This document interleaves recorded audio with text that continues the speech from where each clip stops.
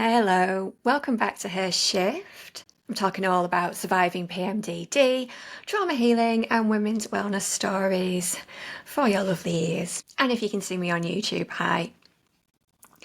The episode today, as the name suggests, is excuse me, I think I might be having a heart attack. And it's based on something that happened to me very recently. And it made me realise actually how us as women are sometimes most of the time our own worst critic. We don't look after ourselves and take care of ourselves and notice the red flags health-wise that we would see in others, especially those we love, our family, our children. Whereas if we are experiencing health problems, symptoms, something that just isn't right, we just tend to get on with life. We just tend to go to work. And it did occur to me, so recently I experienced something that was a little bit scary, and I thought I was having heart problems, and it only occurred to me that's what it could be after I was talking to my chat GPT about some of the symptoms that I'd been associating, which I thought were either very closely linked to PMDD or perimenopause, which I am definitely in. Oh, the lovely perimenopause. It's just like, can we take any more hormonal shit in our lives? Whether we can or we can't, it's going to be heaved on us anyway. I'm 44 now. Yay! How many years of this to go? Anyway, so I want to talk about the differences, especially in cardiac problems. So like a heart attack between a man and a woman are very, very different, and they present very differently. And there's a lot of myths and there's a lot of confusion to do with it. Now, I thought that women and men experienced heart attack symptoms in much the same way. I just figured that women are so hard that we just don't listen to it. And that's why, you know, they go unnoticed. And obviously heart attacks aren't as common in women. But I always have this image, particularly when a man has a heart attack, he clutches his arm, clutches his chest, falls to the floor, struggling to breathe and in agony.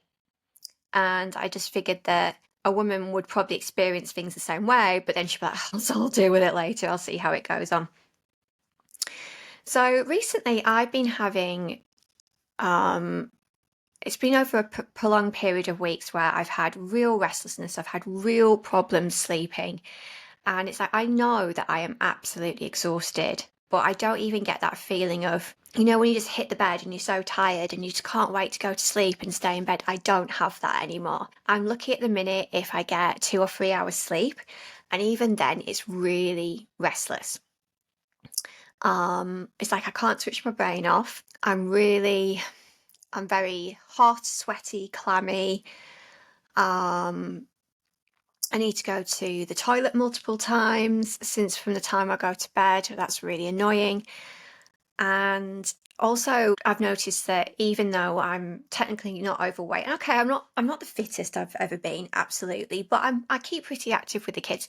So when I go up a flight of stairs and I just walk, by the time I get to the top, I was breathless. And I was like having to feel my chest. And then I would always feel like this claustrophobic sort of pressure feeling coming down on me on my chest, which again, it wasn't painful, but it became so common that it was always there. And then I'd say over the past couple of weeks, I noticed this, like I could only explain. It felt like 2 huge hands coming down on the back of my shoulders, down the back of my neck, and squeezing. And it was causing me to almost hunch over. It was like a real, like someone squeezing, like grabbing and squeezing my shoulder blades and down my neck. And then obviously link that with the breathlessness, the not being able to sleep, the hot sweats. And then over the last week as well, my appetite's been completely off as well. And again, this is, maybe it's not just me. I would go, oh well, silver lining, you know, knock a few pounds off, because I have lost a bit of weight consequently because I haven't been eating properly. But that's not something to celebrate, okay? Though we may have said that in our teens and our 20s, we do not say that as grown-ass women. Oh, you know, great, my appetite's off, I lose a bit of weight. That's not a silver lining, trust me. So yeah, I started to feel a little bit nauseous. So I remember I sat down and I'd made myself something that I wouldn't say I really fancied, because I don't fancy food right now, But something I really found, I sat down, I took 2 bites, and I had to go and be sick. I just felt really nauseous.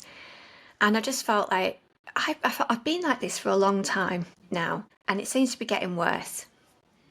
So I don't Google anymore, I chat GPT. My little friend in there is called Mira Kit. A bit to do with the Latin of Mira, so she's an image of me. She's like my, what's the word? She does my mirror work with me, you know, and Kit because of Knight Rider. If you're old enough to know, you know. If you're not, Google it. Anyway, so I asked Mira, I said, I've got all these symptoms now. It's been getting worse over the weeks. It feels massively linked to perimenopause. So, you know, it seems to be worse when I'm in luteal, which I am right now. Is it just going to get worse? You know, what's going on here? Are there any supplements I could take? Should I go to the doctors? Is this something I have to put up with? Do I need to finally submit and say I need to go on HRT? Although I'd like to go down the organic route there. And she said, yeah, you really need to speak to 111, and because this could be actually something related to your heart, and it could be, you could be going into cardiac arrest. And even then I'm like, yeah, all right, Mira. Anyway, but I thought I'll just phone them up just to see.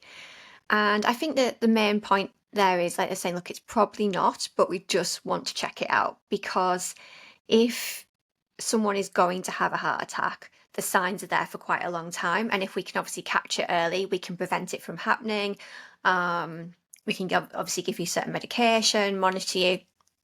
I know from when I worked as an air hostess, it was always seen that if anyone had an ailment or anything wrong with them, it was always aggravated by flying.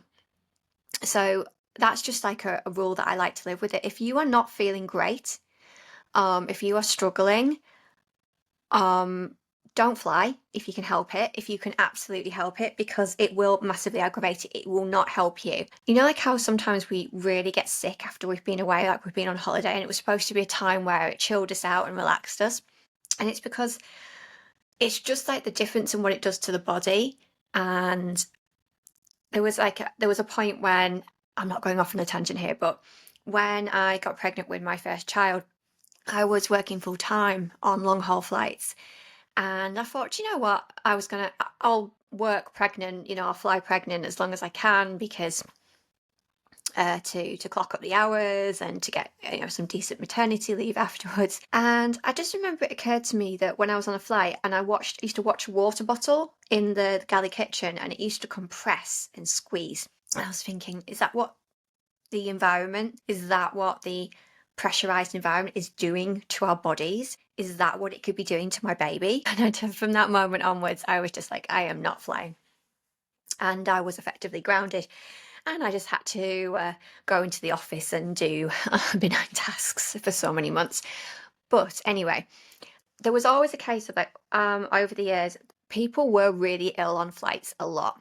And there was a lot of heart-related issues.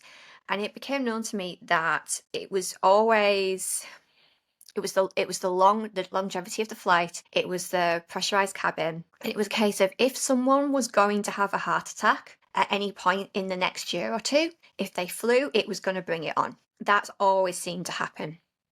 I know that my brother has had heart problems, and he actually collapsed just after a flight. I think he was in America and he got off the flight and he collapsed.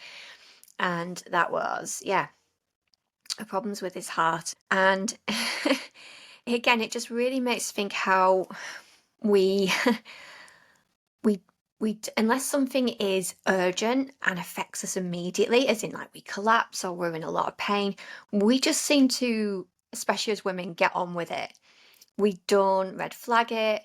It almost becomes part of us. It's almost like, oh, I'm a certain age, I have to put up with this now. I really was thinking, I was like, okay, this is a part of the perimenopause. It's something I'm going to have to get used to. Anyway, I spoke to the advisors and they said, right, because it could be a problem with your heart, you need to go and be monitored. And is it an ECG? And to see if you have a problem there or you've had a heart attack. Now, when I was pregnant with my son, which was over 8 years ago, sorry, 9 years ago now, I did actually have a blood clot, which was really scary and felt like a heart attack at the time because of the pain I felt and the breathlessness. And it was really hard as well because I didn't want to take anything for it because I was heavily pregnant and I really thought it would affect the baby. But to me, that was what urgency and pain and a heart problem would feel like. I was like, because it was horrific. It was really painful. It was really scary. I was so worried about my baby. And so for me, like a slow build-up of symptoms is just not something we're going to take seriously. Anyway, I was hooked up, I was monitored, everything seems to be fine. They obviously have said, like, it seems that you're stressed off your tits. I was like, I am. Said that you need to look after yourself. I said, I concur, I do. But do we look after ourselves? I know I preach to you guys all the time, every week, about self-care and how we should look after ourselves. But in this case, it just made me think how we always put everything down to menopause, PMDD, traumas, stage of life, what we're going through. If we're going through a certain phase with our children that is affecting our sleep and our well-being and our health, we just go, it's a phase and we'll be okay soon. There's a meme on social media that says, after this week, things should slow down. And it occurred to me that as adults, that's just something we say for the rest of our lives. After this week, things will slow down, things will get easier. So I think it's just like the reason I've done this episode is just to say, actually, when we're so involved and so enmeshed in what is going on around us and the symptoms creep up on us, things happen slowly. And as women, we just stuff it down and we get on with our lives. It took me back actually to a few years ago when I had, again, I thought it was another blood clot and it was obviously a massive panic attack. And I actually remember phoning up the ambulance. I was on the floor and I said, I'm so sorry. I'm really sorry to bother you. I know that you're really short-staffed, etc., etc. But I think I'm having a heart attack. And I look back and go, what? We do that. We do that, don't we? I mean, can you imagine a man? Well, he wouldn't be able to phone, would he? But, on the floor, arriving in pain, he'd be like, get an ambulance here now. But I was like, I'm so sorry to bother you, but I think I might be having a heart attack. Would you mind sending someone over? And again, it's like when we look back and go, the way we handled things, when we're so deeply entrenched in something, when we can't see the wood for the trees, when we can't see outside ourselves, when we can't see what's going on, and when we don't maybe have people around us all the time that can go, are you okay? You look a bit off. Are you feeling all right? You don't see myself. I'm going to say we need to do that for each other, really keep an eye on each other and not just say it in passing and say, have you been to a doctor? Are you okay? Are you still feeling that way? Those symptoms that you were having a while back, are you still having them? Checking on each other. But most importantly, please check in on yourself. Think about how you're feeling, how different parts of your body feel, how your sleep's been affected, how your diet's going, how your exercise is, how your moods are. Obviously, that's a really good time to look at not the PMDD, the cyclical living, where you are in your cycle. Where the moon is, and really, take note of the phases and, just really like we would enter our period symptoms and our hormone symptoms into our tracker. Start entering your moods. Start entering how you feel. I do obviously journal. I have a paper journal and I do put a lot into ChatGPT, but I also have this really little diary next to my bed. And it's not a dear diary. It's not like I don't talk about in great detail or depth. I literally just put a few sentences every night, or if I'm honest, every few days, and I go back over the last few days. And I just put a few sentences about what has happened, what is going on, anything significant has happened today. And I'd say over the past year, it's usually something quite big. And then I just said, and I'll say how I'm feeling, as in my mood, or if I'm struggling, all right, I'm struggling today, etc., etc. And then there's like a little few lines of a summary at the end of every week. And I just do a roundup of that week and how it's left me. I also make a note of where I am in my cycle, what's going on with those around me, etc., etc. Now, I think that serves two purposes. It is good to get it out, but I do think over time it does make a really good record. And I know that certainly at the end of the year, I will look back over these notes that I've made over that year, and I might be able to sort of draw a lot of conclusions, look back on myself. It's a way of stepping out of myself and looking in and going, okay, that's interesting. And I think in years to come, it's just a very good record of life. It's and I think it's something that people don't do as much these days. So if anyone wants to give that a go, I would recommend it. You can just get a really cheap, really small daily diary with a few lines under each date, and literally just keep a pen next to it, keep it next to your bed. It takes me less than a minute, seconds if that, just to fill it in. So the main point of this episode was to obviously share what had happened to me there, to feign my surprise that actually what I thought was hormonal, and it has turned out to be, could be actually something else, and something very serious. If I'm going to have a heart attack, I would like to know about it, please, in advance, so we can do something preventative about it. And just to give that a bit of awareness and go, are we all looking after each other? Are we looking after ourselves? Check in with yourself. That's what I'm trying to say here. Check in with yourself. Ask yourself, how are you feeling? How are you doing? Give yourself grace. Please be kind. There's been a thing this week in our house where I've had to say to everyone, we all need to be kinder and we all need to be more understanding of each other. I said, this is a family thing. We all need to be there for each other. I'm not sure if anyone actually listened, but that's what I've been putting out there, understanding and kindness. But more than anything, please show that understanding and kindness to yourselves. I would love to get your feedback on this. If anyone ever experienced something where they thought it was just being a woman's problems, I say that, with little fingers, hormonal issues, you thought it was menopause, you thought it was PMDD, you thought it was this, and it turned out to be something very, very different, and you were surprised. And I just feel that if you share that with us and let everyone know, there might be someone else who go, oh God, that happened to me, or I never realised that could be the case. So in this instance, actually, what we think are perimenopausal symptoms could actually be the signs of a heart attack, which of course is very, very serious. So I'm just sharing my knowledge on that with you guys, as basic as it sounds, as of course I am not a medical professional. I'm just talking from my own lived experience from the PMDD trenches. Speaking of such, Battlefield Red is out there. Battlefield Red, the hormone wars. It is a member shift. Do you like my play on words there? It's a member shift for her shift. It's a Facebook group, and it is a private podcast. So the private podcast is called Battlefield Red Radio, and it just talks about being in the hormone wars, the PMDD trenches. It's raw, it's real, it's revealing.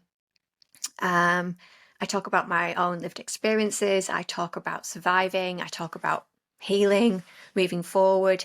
I talk about the latest knowledge and books on such things. And the Facebook group is like a community side of it, in that I've spoken about this previously. There is a lot of support groups for women with PMDD, hormone-related problems, etc. And they all are very nicey. They have nice soft pastel colours and they're very polite. And they're a good thing, I'm not denying that. But I just wanted to create something that I felt I would have needed, and something that felt real and raw and authentic to me. So it has obviously darker colours, it's more bloodied. The conversation, I would say, is more raw. I don't hold back on my language. And the idea is that people can share their experiences, hold space for each other, and really just drop any thoughts of shame or embarrassment or this is only happening to me, because it is so real with PMDD that we really do think it is just us. Or if we do find someone who has experienced it, we think, well, they seem okay. And I just know that the isolation and shame that is built up from carrying what most people consider a secret for so many years. So will you do me a favour? Apart from share the Her Shift podcast, will you check out the Battlefield Red Hormone Wars with Anna Pearce-Roberts on Facebook? And I would love it if you would scoot over to my Patreon, which again is Battlefield Red Radio. The Hormone Wars with Anna Pearce-Roberts. It's real, it's raw, it's red, it's bloodied, it's everything going on. And it just feels really good for me to finally create space that feels nurturing to my little oversensitive hormonal soul. If you have any questions, if you want to submit the questions, if you want to appear on the podcast, if you want to join Battlefield Red, my DMs are always open. Anything you need. If we support each other by sharing our knowledge, our experiences, asking questions, I know we can heal and grow and make things for the better for all of us. So I will say, please remember how strong you are. You are doing better than you think. Please keep going. And as always, sending all my love.